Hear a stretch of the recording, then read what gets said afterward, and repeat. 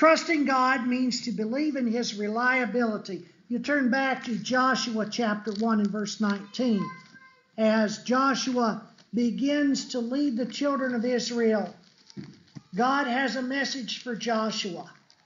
Joshua is not a young man, but he has never been he's never actually led the people of Israel. And so you can imagine Moses has passed away and he's passing the leadership position is passed to Joshua. Joshua may be intimidated by this, but this is what the Lord has to say to Joshua.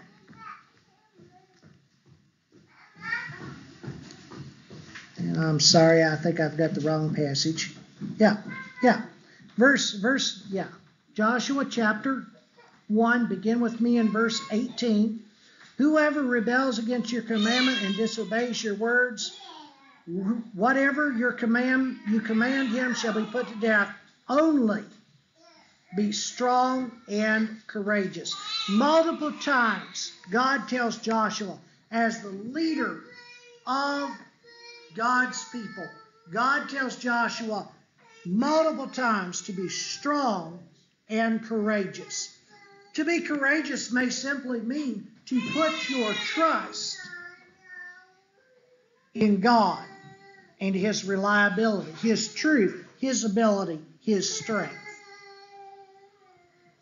Trusting in God when life is dark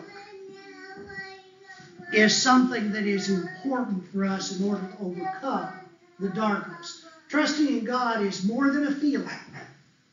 Remember that. There are times when you are in darkness that you don't feel like trusting God. I've experienced that myself.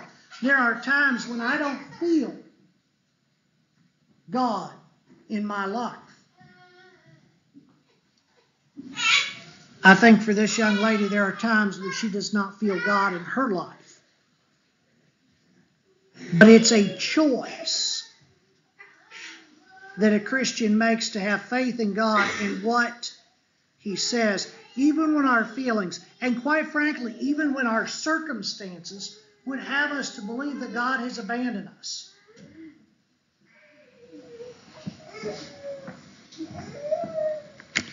Turn with me for a moment and consider Isaiah chapter 41. This is another verse that was shared with me, Isaiah chapter 41, and in verse 17.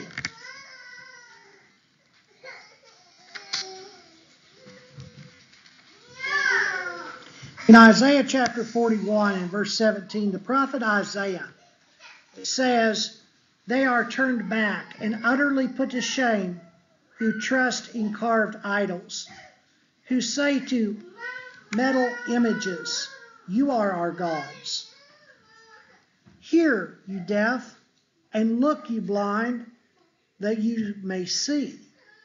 Who is blind but my servant, or deaf as my messenger, whom I send?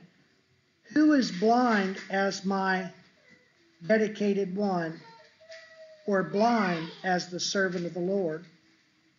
He sees many things, but does not observe them. His ears are open, but he does not hear them." Sometimes we can rely too much on tangible facts. And sometimes the tangible is darker. The reality is darker. Jesus says that He is the light of the world. Trusting God is not to ignore your feelings.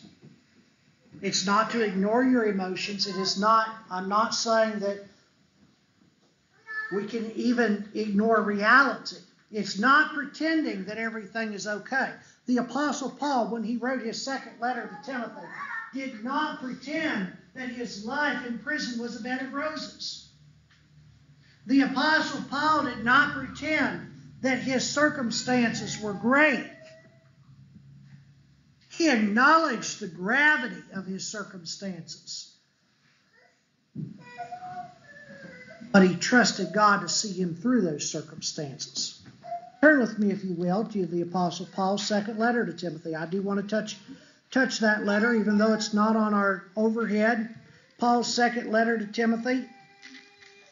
At the end of that chapter,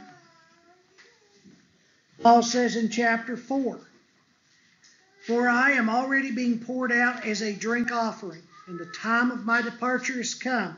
I have fought a good fight, I have finished the race, I have kept the faith. Henceforth there is laid up for me the crown of righteousness, which the Lord, the righteous judge, will award to me on that day." But Paul says, not only to me, but also to all who have loved his appearing. Paul realizes his circumstances. He acknowledges the dire straits in which he finds himself.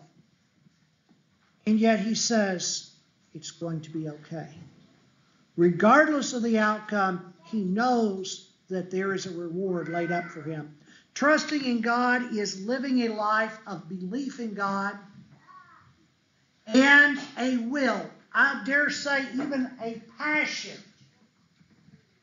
A passion to follow God even when it may seem nearly impossible or even useless.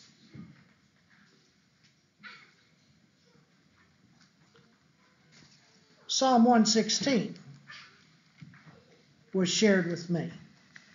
And see, I think the thing with the psalmist and why he speaks so much to trusting in God is the psalmist has experienced these. Many of the psalms are joyful songs, but many of them are saddened songs. Many of them are songs of darkness. Psalm 116 and in verse 3 is one such psalm. Psalm 116 verse 3 says, "The snare of death encompasses me.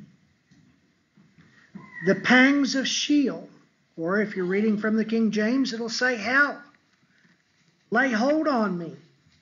I suffer distress and anguish. Then I called on the name of the Lord. O Lord, I pray, deliver my soul. Gracious is the Lord, and righteous. Our God is merciful. The Lord preserves the simple. When I was brought low, he saved me. Return, O my soul, to your rest, for the Lord has dealt bountifully with you." That is a song of depression. It is a song of darkness, but it's a song of light. It's a song of salvation. It's a song of being lifted from the pit